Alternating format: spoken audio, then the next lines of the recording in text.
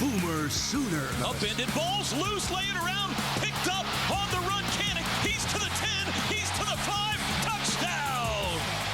Live at Rudy's Country Store and Barbecue. Welcome to the OU Huddle on the Sooner Sports Network from Learfield. Presented by Air Comfort Solutions, your total home solution for plumbing, heating, air conditioning, and electrical.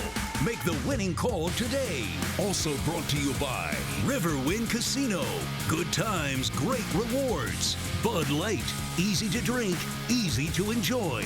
And by Rudy's Country Store and Barbecue, bringing you the best in real Texas barbecue. Now, here's the voice of the Sooners, Toby Rowland. Hi, everybody, and welcome to Rudy's on a Monday night. It is time to talk Sooner football, and what a week we are in store for as the Sooners play their first ever Southeastern Conference game this Saturday night against the Tennessee Volunteers. Finally. It feels a little subdued for my taste in Rudy's tonight. Are you guys awake out there? You know, we got focus. Is that what it is? Focus from the fan base. I expected a little while. You know they're watching us in Knoxville, Tennessee right now. You know that, right? Hating on us, too. Yeah, so let's go. Well, we're supposed to lose the game by 1,000. I mean, why? Well, they're doing their homework, I promise. So, hi, everybody. We can beat Tennessee, by the way. We're here to talk about OU Tulane. Sooners beat the Green Wave 34-19 on Saturday on Owen Field, and we're here to get you set for the Sooners and the Vols as well. And here to do that with me, two of the all-time great Sooners on the very end. He took the ball away from Texas. It's Caleb Kelly, everybody. Soul Mission. Mr. Soul Mission. And this guy won a Warfel Trophy, and he's the best sideline analyst in America. Please make welcome Gabe Eichert, everyone. Yeah. The man. How you doing, my friend? You would be a great mayor. You know that?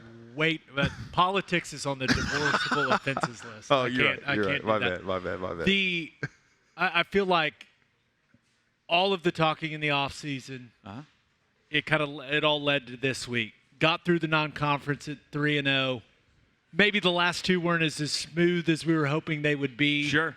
But we're here. It has arrived. They have arrived. Let's go. Undefeated.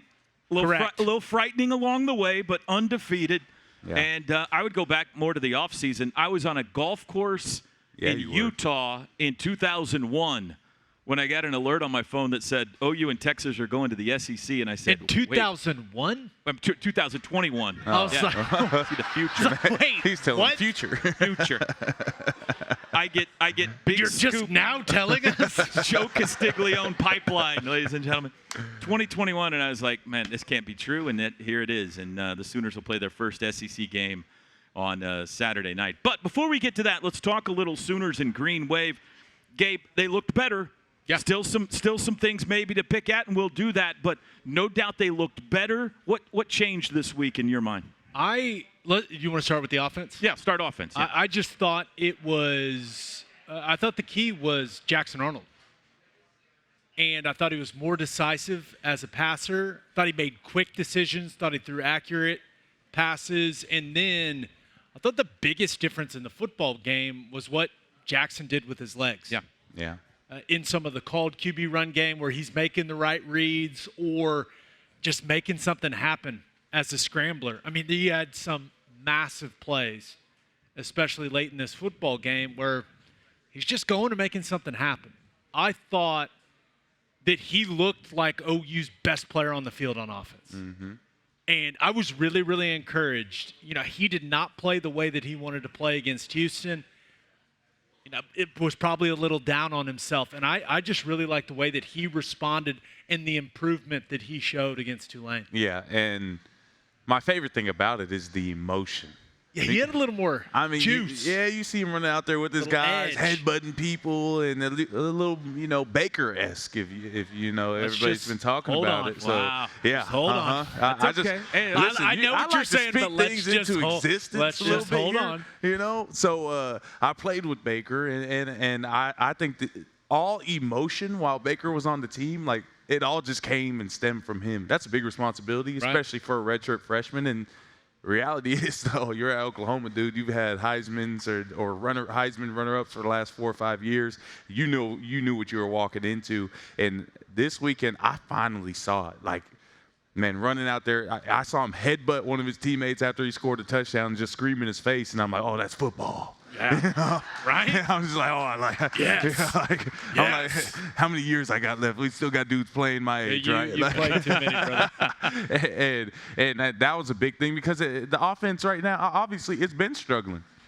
I thought they improved a lot last week with the gap schemes we were talking about. We've been talking about, man, can I just see some pullers? Can I see a little bit of two-back? And we got all these running backs that are competing for these positions, having to share reps. Can we get both of them out there? And we saw so much on the offense this week where you see them demand respect in the run game that they haven't been doing it the last 2 weeks. But this week against Tulane was really impressive with me there. But, man, I'm stuck with Jackson Arnold on his emotion, his play, and bringing people up because you have to be a leader there. You can't be the quiet guy as a quarterback. You got to do calls on the field, make checks. You got to be the one cheering your guys on, picking them up if somebody's down on the sideline. Like you got to demand respect, and you got all that pressure on you, and the only way to relieve that is to release it in some emotion and in the way you play it. When you got your quarterback now running on the sideline and running down the field, juking people out, giving a stiff arm for a touchdown and go and scream in the dude's face, I'm just like, okay, we're getting this thing rolling now, getting trained on the track, and so that's what I'm happy about with him. Opening segment presented by Community Coffee, family-owned Community Coffee, the official brewed coffee of OU Athletics. Taste the difference family makes. One of the most impressive things for me about Jackson Saturday night is after the pick six, which, mistake. But it would have been real easy to go. Bad protection also. Yeah, well, I will say little receiver too. I'm not even trying to back him up. I got you. Not all his fault. I'm just saying it's all connected. It's all connected. That was a moment where it could have gone south. Correct. And he was able to gather himself, gather the troops, and finish the game with an exclamation point. And for me, for a young quarterback, Gabe, that was pretty impressive. No doubt, and especially with how things had gone the week before in the Houston game. I think he showed a ton of maturity and a ton of leadership in this football game, and he looked like the guy that we think he is going to be ultimately. And this is just a starting point, in my opinion, for Jackson Arnold. He's only going to get better from here, and that's my hope for this week with Tennessee coming to town, is that he gained a lot of confidence from this performance against Tulane, and that confidence is going to carry into this week of preparation, and then ultimately carry on to the field on Saturday night. Yeah, and I thought Coach Seth Luttrell did a great job giving them opportunities. Sprint outs, a couple short passes, move the pocket, knowing the O-line's a little beat up, and we got to get this guy some easy throws to build his confidence. And then when you're a guy who likes to run the ball like Jackson does, and we're always every week talking about, man, will this guy just slide? Like, when are you going to teach this dude how to slide?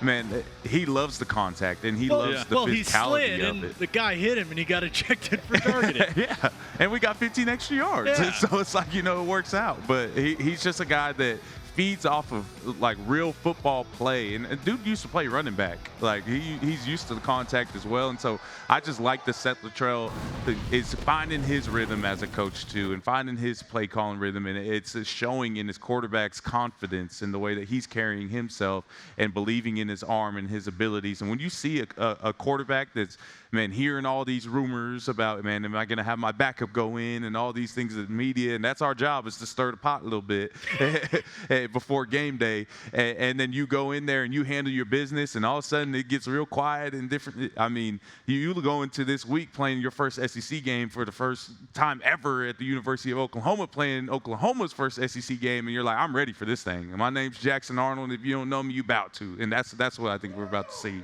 Yeah, and there is a natural little competition between him and Nico. Yeah. Same recruiting class. Same age. We'll see who gets the best of who. But the next step for Jackson Arnold, and one of the next steps for this offense as a whole, is the vertical passing game. It's really, really difficult to string 10-play, 12-play, 14-play drives together. It's really, really difficult to do that. you have to get some explosive chunk plays in the passing game. Can I ask you a question on that? When you're running a bunch of plays, and some of them are dink and dunk, some are runs. I want you to throw it over everyone's head so I can go sit down. Right. Are you getting tired at that point? Yes. Is that something that's going through your mind? Fat guys, what do you mean are you getting tired? Yes, I think that's the next evolution. We saw a lot more variety in the rushing attack. We saw zone schemes. We saw them run stretch, just traditional outside zone to the tight end. We saw them run multiple variations of counter. We saw multiple variations of the inside zone scheme that they've really leaned on heavily early in the season. If they can find 3 or 4 things that they feel they're really good at and build on that, the run game's going to continue to get better and better, especially when you add Jackson Arnold's ability to draw the attention of the defense, because he's shown the ability to run. Yeah. But if you want to be a really good offense, you have to produce explosives in the passing game. Yep. And we only had one pass over 20 yards, and it was a screen to Deion Burks. Well, he's the guy. I mean, most likely candidate to do that, and we don't know Nick Anderson's status. Maybe he'll be back on Saturday. But Deion Burks is the most likely guy to provide some explosive plays in the passing game, and it looks like that chemistry is getting there. Now, it was a lot of short stuff to him this week, but still 7 completions, 80 yards. He was able to wiggle free. He hasn't gone big yardage totals like we expected in the preseason yet, but it looks like those two are starting to really figure each other out. Jackson Arnold and Deion Burks, Caleb, I'm talking about. Yeah, and Deion Burks is just a couple steps away. I mean, we've seen him in Purdue where he's breaking 3 or 4 tackles. He's doing punt returns for touchdowns. Like, the ability is there, and all he's done is work and grind. I think now we're talking about it after game 1. This guy needs to get the ball 10, 15 times a game if you want to.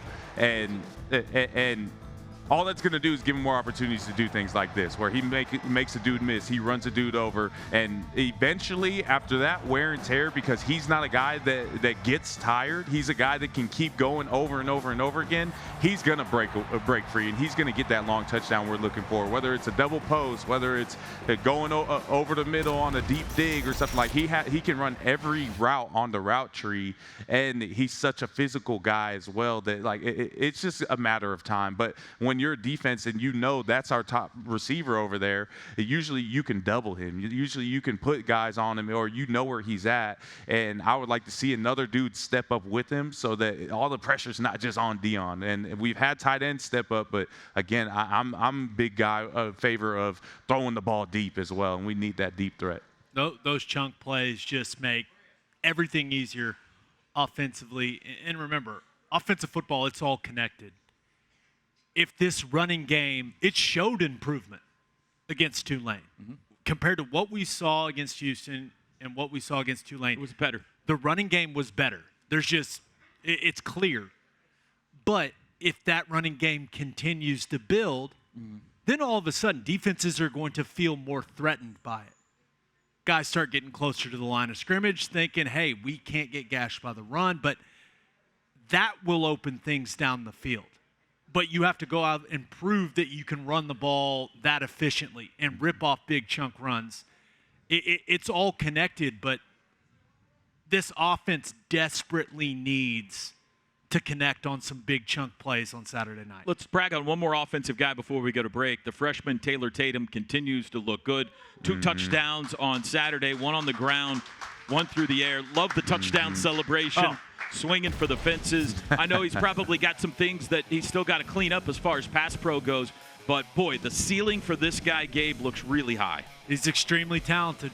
It just looks a little different when he's got the ball in his hand, and that's why when he gets on the field, he has to know exactly what he's doing. Yeah, he's a freshman still. He's still a freshman, and freshmen make mistakes. And not a mid-year freshman, June newcomer freshman. He did not arrive until June, so he did not have spring ball. He didn't have that time to get acclimated to the system and get all those reps.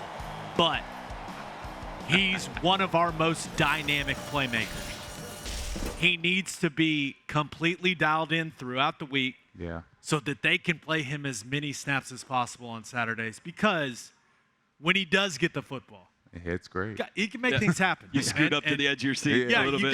You got to get that guy the football, but he has to earn the complete trust of DeMarco Murray and Seth Luttrell and Joe John Finley so that they can play him for, not 15 snaps, 30 snaps. Yep.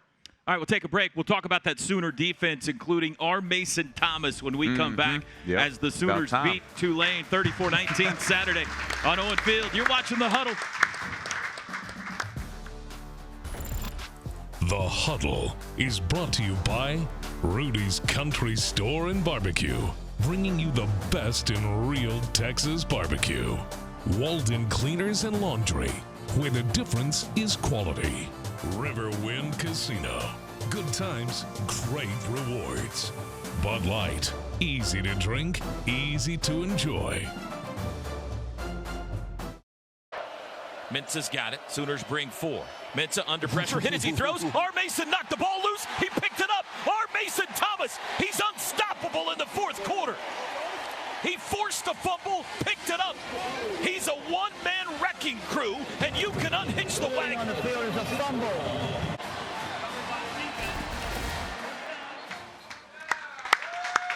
Wow. The golden sombrero. R. Mason got into some smelling salts about midway through the fourth quarter on the sideline or something. Because those last 2 drives, I don't think I've ever seen anything like that. The one possession, 2 sacks and a pass batted down. Yeah. The next possession, sack, fumble, recovers the fumble into the game. Yeah. It was incredible, Caleb. And we've been waiting for this dude for so long to do what he just showed y'all, because I don't know how many times you've talked about him, but I've said the name R. Mason Thomas without the numbers or the data to back it up for probably 2-3 years. Well, R. Mason Thomas is here now. And if you didn't know, listen, this dude is going, it has now, there's something, it's kind of like in business, you go through this growing phase where, there's little ups and downs, you get a couple little successes, little wins, and all of a sudden you just shoot off like a rocket. Yeah, he's doing that right now. And it's perfect timing with these Tennessee, some dude named Josh Heupel pulling up this weekend or something, and he likes to throw the ball and go real fast with their offenses. And we finally got an edge rusher to go with these defensive tackles who keep pushing the pocket, and now he can win one-on-one with rushes, and not only win, but then go get the strip sack that we've been waiting on for 2 years, 3 years that BV's been here. Like, I'm just like, y'all understand, look, I played a little linebacker, a little defensive end. Like, we watch strip sacks every single week as an entire team. It's on every Tuesday, they're going to put up every strip sack that you got any OU player in the NFL is doing right now. We've seen Obo Okadunkwo, we've seen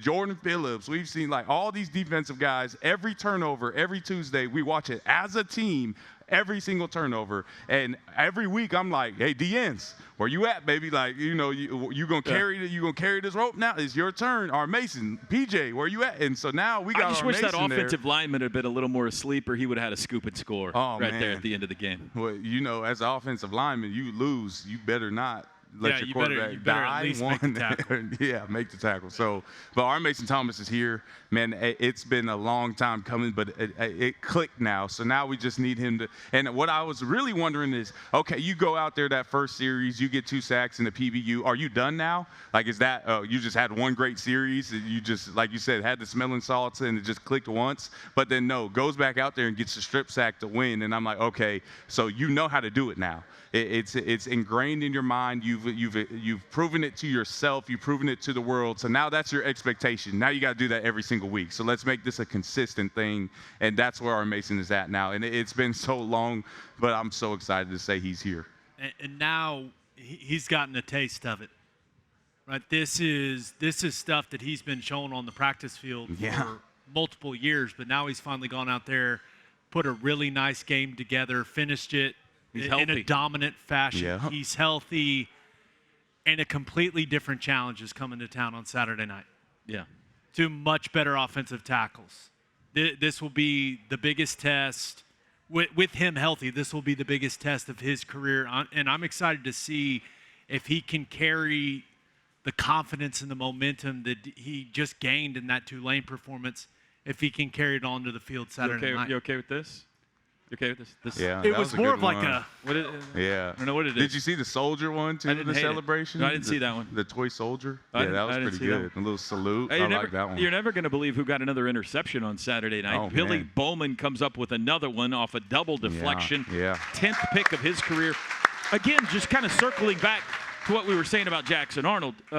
First half, good all around. Start of the second half, not good. All of a sudden, it's a one-possession game. And there are a lot of things in that quarter and a half, third quarter, early fourth quarter, that not like offensively and defensively. But give them props in the back half of the fourth quarter.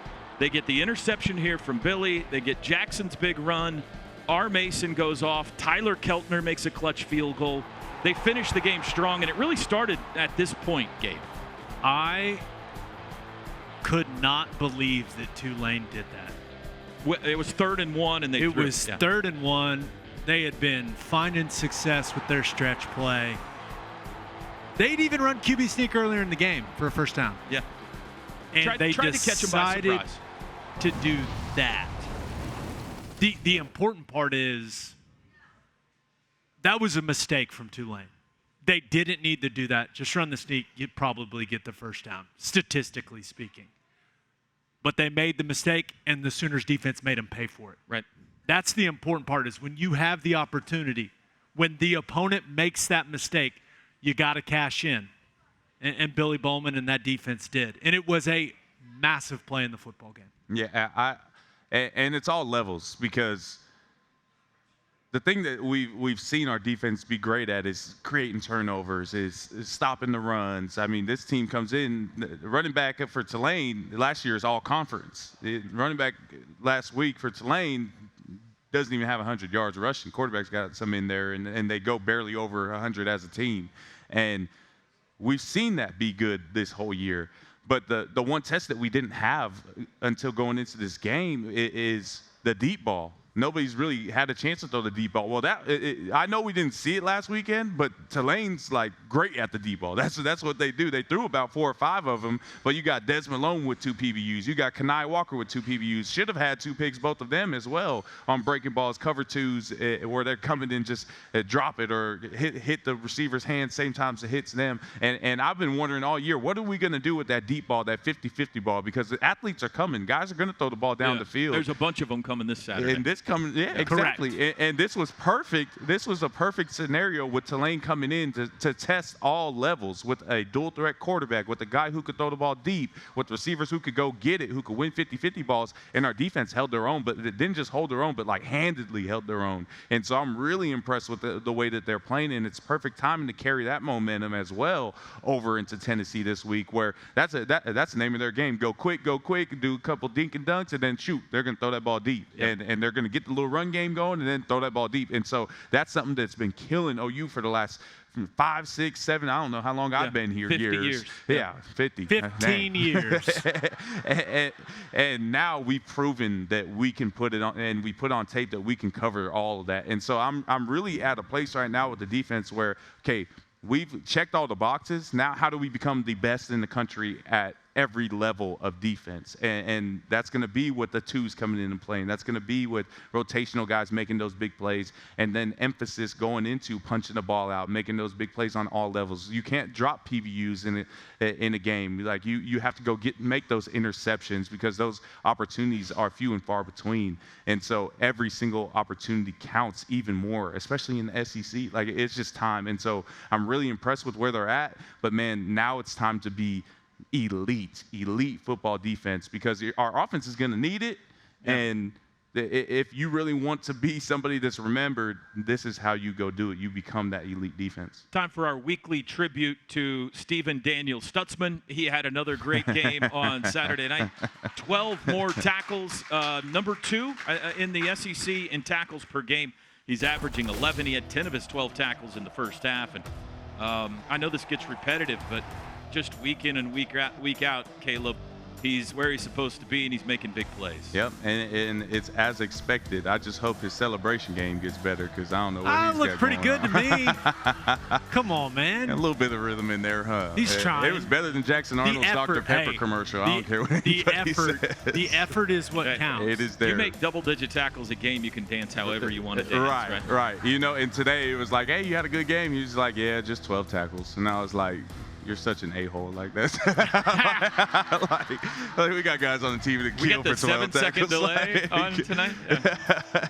And he's just, but he's improving now. And it's funny to look at because it's like, yeah, he's getting all these tackles. He's the leader, but he still is improving. He needs to come out his hips more. That's something that we've talked about for a long time, and he's having these conversations with coaches. And the thing is, he's just free now. Like a tackle to him isn't something he's worried about. He just goes out there and makes plays. I told him, don't share your TFLs with guys. I think it was Houston where he had a missed tackle and then Sammy Omosigho runs it. I'm like, why are you sharing Catch plays? and release. Like you need. Like, we're trying to go get a butt kiss. It's been too long. Like, we're all counting on you. And so he's still got some improvement. But, man, he's just everything that you want in a leader, everything that you want in a locker room. Like, he's going to be the guy to go to Coach B. And I don't care what anybody says. Coach B is a scary guy to go up to when you're a young freshman or something. But you got Danny that you can go talk to. And Danny's like, oh, I got you, bro. And we'll just go have that conversation for you. Like, that's things that are uncommon in the world of football, and he's somebody that is that for the entire team. I'm just so proud of him because, you know, he's my little pup that I took when he was a freshman under my wing, and he's grown and blossomed into this pit bull making 12, 15 tackles every week. You know? That's awesome. All right, we'll take a break. Let's talk about those Tennessee Volunteers. The SEC opener coming up Saturday night in Norman. I can't wait. We're talking Tennessee next here on The Huddle. Log on to Soonersports.com/kids for information about joining the Sooner Junior Kids Club presented by OG&E and brought to you in part by Orthodontics exclusively, Mathis Home, and Devon Energy. OU's 2024 football games are available on Exodus 96.5 FM in Oklahoma City and 101.5 FM El Patron in Tulsa, as well as on those stations' websites. Each OU Spanish broadcast will feature a 30-minute pregame show and a 15-minute postgame show. The best place to gear up for game day is shop.soonersports.com. There's the snap, fakes the handoff. Throws it left side, batted in the air, tipped around, intercepted. Billy Bowman, Billy. He runs near side at midfield, bounces an outside 45, and he steps out of bounds at the 43. Tulane tried to get cute, and the Sooners made him pay. And Billy Bowman, interception number 10, and here we go. We're getting cupcakes delivered right in the middle of the show. Sooner Chocolate? Nana, ladies and gentlemen, making an appearance on the show. Chocolate. Unexpected appearance right there. We're going behind enemy lines now, brought to you by the Riverwind Casino. Good times, great rewards. Tennessee looks great, fellas. They're averaging 63 points a game, 639 yards per game. That's a lot. Oh. You mentioned some guy named Josh Heupel. Let's put a little more respect on his name than that. He led OU to the national championship in 2000. And, Gabe, he's done a fantastic job at Rocky Top. Have a lot of love for that man. He was my offense coordinator during my time at Oklahoma, and have a deep appreciation for what he means to this program. With that being said, I hope his team gets destroyed on Saturday night. But it is, I do not think that, while I would love for that to happen, that's not exactly how I see this one going. Yeah. OU's going to have to be at its best. Yeah. Right? And this is a really good Tennessee football team. Starting on the defensive side of the ball, I think their defensive line is the best defensive line we've seen since Alabama in the 2018 Orange Bowl. They're that good. James Pierce, potential number 1 draft pick. Potential number 1 pick at the edge position, and then a lot of big physical, just athletes on the interior of their defensive line, and they've got a lot of them. I mean, they play 6, 7, 8 different guys, and it's going to be a very large challenge. But if Oklahoma's defense can play at a really high level, which I expect them to, Right. and then OU's offense can have a little more attention to detail than what we've seen so far this season, I don't see any reason why OU can't win this football game. It's not going to be easy. Some things have to go the Sooners' way, but this is my expectation. I expect to see the best version of Oklahoma on Saturday night. Yeah. Gonna have to be. We have not seen that this season. And you're going to make mistakes. That's football. Mm-hmm. But I get this feeling that some people think that this Tennessee team is just impossible for Oklahoma to beat, and they're look not great. They're not that type of team. They're really good, but they're not a team that Oklahoma can't beat if they play at their best. Brahms Ice Cream and Dairy Stores brings us the scoop on Tennessee, farm fresh for over 50 years. Nico Iamaleava completing 72% of his passes, 6 touchdowns, 2 picks so far.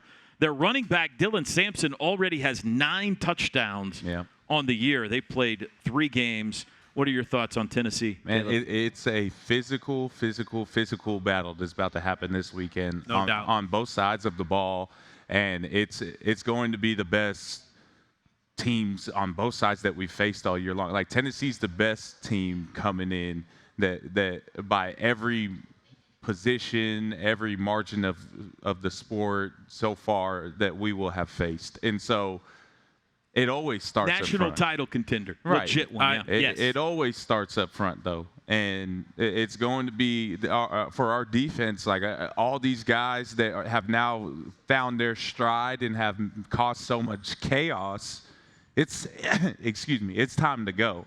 Like, it's going to start there for you. And the O-line, everybody's questioning, well, you go out there and you handle this defensive line handedly, or even you have just good success against them, like, there's going to be a lot more respect for you after this game. Oh, there will be a lot. I will be more singing respect. that group's praises.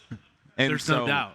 I mean, that's where it's going to start for me. Playmakers have to make plays, and you come to the University of Oklahoma for games like this. There's going to be passion. It's a night game. They got game day, all these distractions. Who can be the most disciplined team when it's time to do your job, do your responsibility, not focus on all the things outside? Like, everything that you ever hear a coach say, who's the most physical team and who's going to do their job the best of their ability, like, that's the team that's going to win this weekend, because both these guys are on scholarship. All these players are on scholarship. All these guys have the same level of skill. It's pretty freaking even. NIL. They all got big NIL. All that. Yeah. And so for me, it's just like, man, who wants to go and come in the game and, like, punish somebody? It's not just about winning the game, but it's like when you come to University of Oklahoma, the expectation is you leave bumped and bruised and feeling sorry for yourself. Like, that's the expectation. So, like, with a team that's coming in that is a top 5 team in the country, like, you're going to have to do that to the highest ability that you got.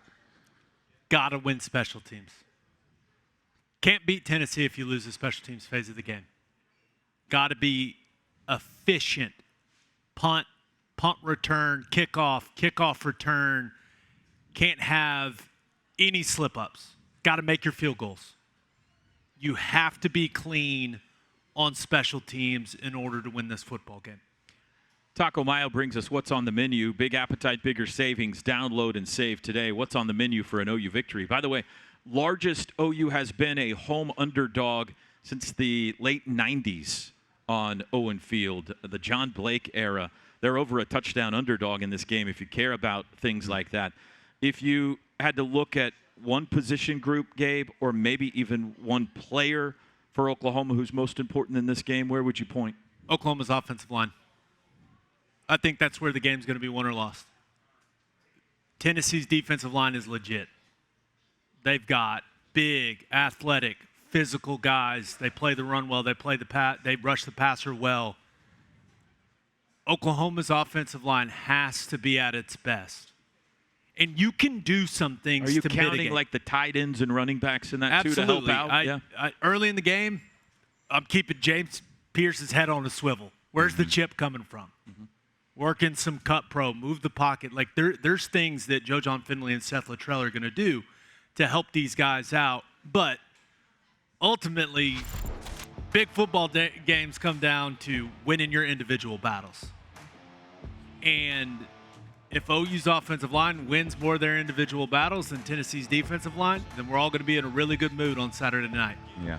But it's an extremely tough challenge. Caleb, the Tennessee defense has not allowed a touchdown in 16 consecutive quarters. Yeah. That's 4 football games coming into play. Yeah. Well, they ain't faced OU either. No, that's true. That's the go-to. But that's true. But I mean, and they've had real competition with NC State, and I just listen. Like it just is as simple as doing your job and not focusing about all the other things. Like I don't really have a bunch of recipes. I can tell you that the quarterback, from film studying different things, quarterback doesn't make as many plays if you go against from his throwing arm. Like that's a reality. That's something that we found. I can tell you that the running game, if it isn't established, that you have 2 freshman quarterbacks in Jackson Arnold and Nico that are going to be battling, and Nico hasn't played to an entire game yet. Like he hasn't played a fourth quarter yet in his bowl game and all the other games that he's played. He's blown teams out every time. So what's he going to be? It's a good like, problem to have, though. Right. You know? I feel like he's in good shape. And I so think he can handle you could punch holes in all kinds of things. You could say that he hasn't even been in a prime time game yet. Like you could say all kinds of things, but the reality is like who's going to show up and do their job better, and who's going to have more physicality. Like, that's the only thing it's going to go to, because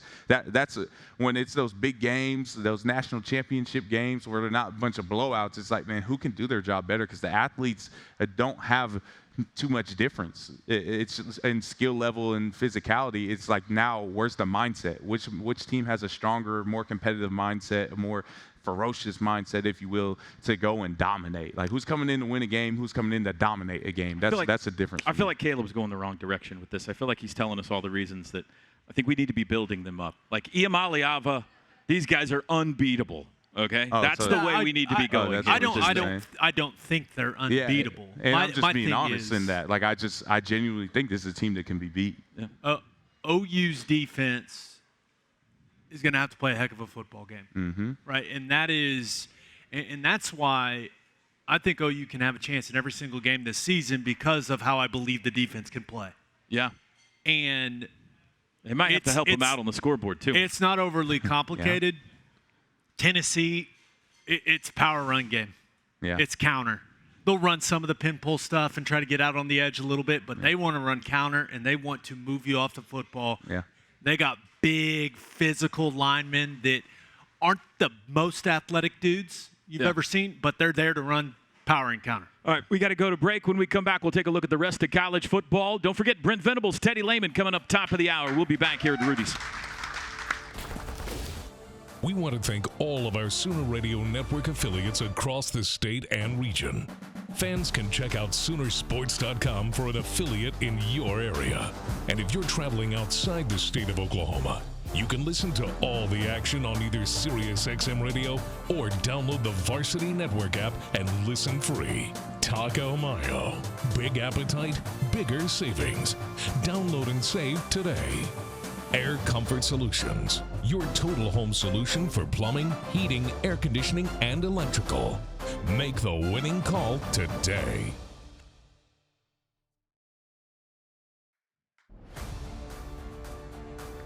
All right, welcome back to the Huddle. Time for Didier Ranch's Premium. What's your beef? Didier Ranch Premium. Ranch-raised beef can be shipped anywhere in the continental U.S. Visit DidierRanch.com. That's DidierRanch.com to order. Didier Ranch, tradition tastes better. Gabe, what's your beef tonight? Mike Elko. Texas A&M head coach. Texas A&M coach, which I think he's a good football coach.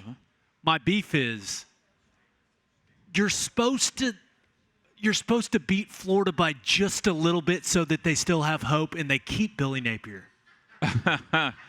You're saying he was too effective at his job. Yeah, and you're supposed to let DJ Lagway look good and give them hope. So that when you play him again next year, you still have the same coaching staff. Yeah. I'm following you. Okay. What's he doing? I don't know. I bet things have Seems like harsh criticism. You won too handily. They completely dominated the football game. The final score is not an indicator of how that one went. I was sitting there going, I wonder if he's thinking about winning by less. No. So that when they play again next year, guarantee stick you around. he's Like, not. let Lagway throw a couple touchdowns. Hey, things are not going well in the state of Florida right now. Now, Florida State. except for the city of Miami. Right. But Florida and Florida State, whew, wow. All right, we're going to turn it around. Quick break. We'll come back with our hot takes tonight to wrap it up. Brent Venables coming up top of the hour. You're watching The Huddle here at Rudy's Country Store and Barbecue. Thank you to our cornerstone television partners, OU Health, OG&E, Fowler Auto Group, and Coca-Cola.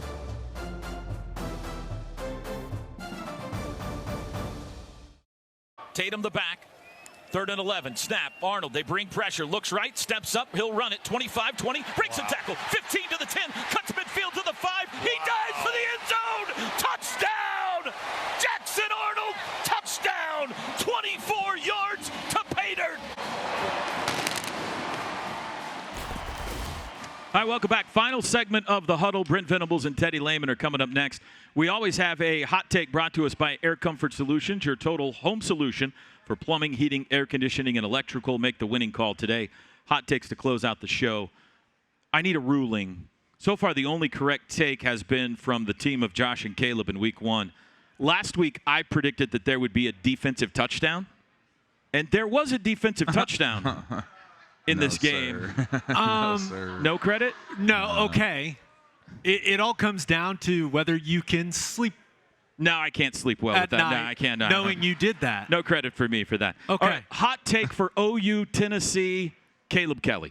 Hey, hot take. Supposed to be a little dramatic here. Mm-hmm. I'm going Okay.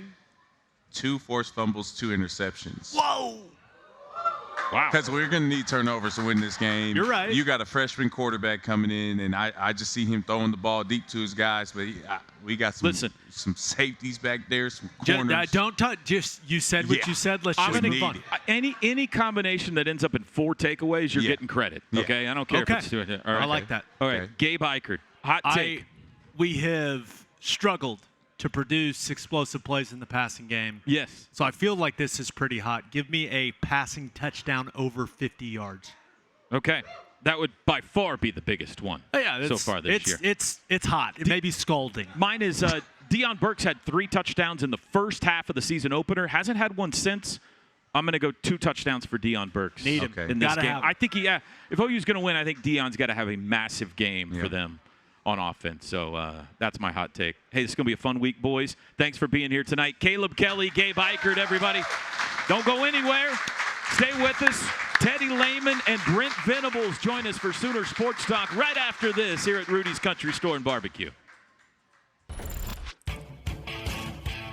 The OU Huddle has been brought to you by Rudy's Country Store and Barbecue, bringing you the best in real Texas barbecue. Walden Cleaners and Laundry, where the difference is quality. And by Bud Light, easy to drink, easy to enjoy. The preceding has been a Learfield presentation on the Sooner Sports Network.